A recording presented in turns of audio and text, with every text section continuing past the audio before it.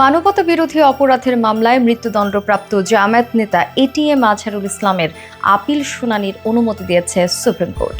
২৬ ফেব্রুয়ারি প্রধান বিচারপতির নেতৃত্বে আপিল বিভাগের ৫ বিচারপতির বেঞ্চ এ আদেশ দেন। আদালত আগামী ২২ এপ্রিল এ বিষয়ে শুনানির দিন ধার্য করেছেন। আজহারের পক্ষে শুনানি করেন ব্যারিস্টার এহসান আবদুল্লাহ সিদ্দিকী ও অন্যান্য আইনজীবীরা। প্রসিকিউশনের পক্ষে ছিলেন অ্যাডভোকেট গাজী এম.এইচ. তামিম।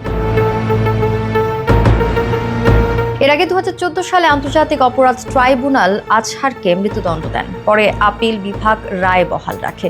আজহারুল ইসলামের বিরুদ্ধে মুক্তিযুদ্ধের সময় গণহত্যা, অপহরণ, নির্যাতন সহ মানবতা বিরোধী অপরাধের অভিযোগ রয়েছে। এ রায়ের বিরুদ্ধে জামায়াত দীর্ঘদিন ধরেই আপিল করে আসছিল। নতুন শুনানির সিদ্ধান্তকে কেন্দ্র করে মামলাটির পরবর্তী ধাপে কি হয় সেটির দিকে নজর থাকবে সবার।